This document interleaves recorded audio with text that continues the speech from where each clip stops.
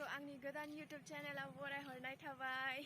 दिनैहाय आंनि first blog video जागोन। दिनैहाय आङो जोंनि लोगो रुमाव आरोना माने ओरैनो बेरायनो इभिनिं टाइमखाय स' आंनि सासे लोगोआ जोंनि रुमाव फैनायमोन, बिनिखायनो दा बिजों लोगोसे थांफानोसै आरोना। नोंथांमोनखौ लामाफोरखौबो देखायलांबाय थागोन, जायगाफोरखौबो।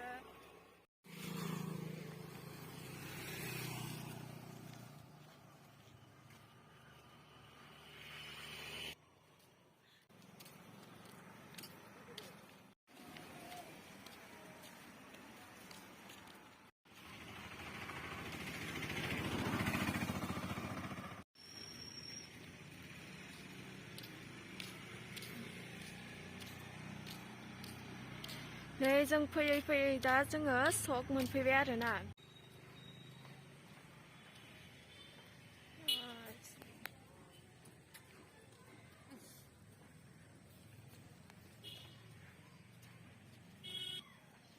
नै गाइस जोङो आबसु अफिसाव सफैबाय।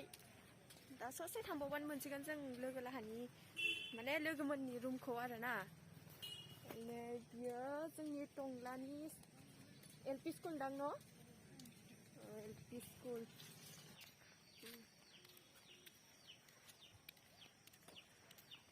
नै गाइस जों मोनफैबाय। बेरायनो थांदों महिमाया।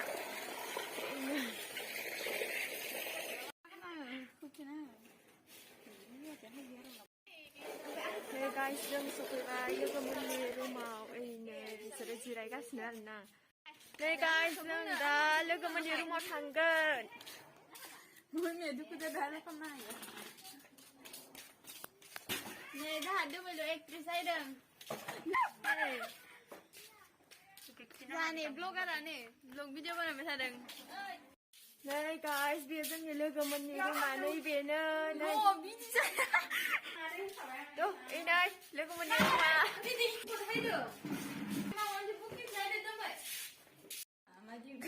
बेनो जोंनि लोगोफोरा नै सासेया नै बिराद जोहोलिथार। एलाय नै मालाय मेकआप खालामबाय। नै बिथाङाबो सासे ब्लगार माने इउटुबार आरोना। नै जों थांनो ओंखारबाय लोगोमोननि रुमनिफ्राय। नै टाटा थांनोसै। थुदो थांसै।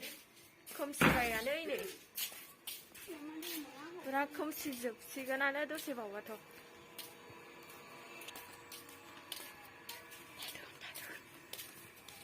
ada nih ha hansai ada dah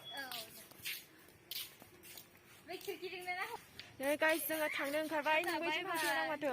नै बाय बाय थांबाय बियो। नै गाइस जोङो थांफिनबाय। नै गाइस जोङो दा थांफिनगासिनो आरो थांफिनसै माने रुमाव जों थांफिनसै दायो। मोनाबायानो भिडिअ एसां नुहुराखै आरोना। दा बिथिं बेरायनो फैस्लायस्लाय दखानाव एसे हाबलांनानै माल बुस्थु लांनोसै ना मा होनो।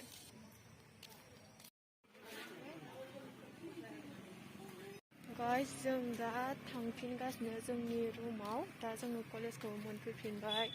दा जास्ट 2 मिनिटनि उनाव जों सहैसिगोन आरोना।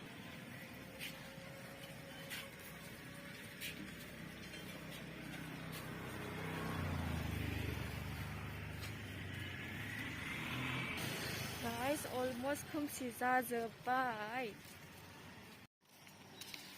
नै गाइस अलमोस्ट खोमसि जोब्बाय। दा जों सहैसिगोन बारा गोजान नङा।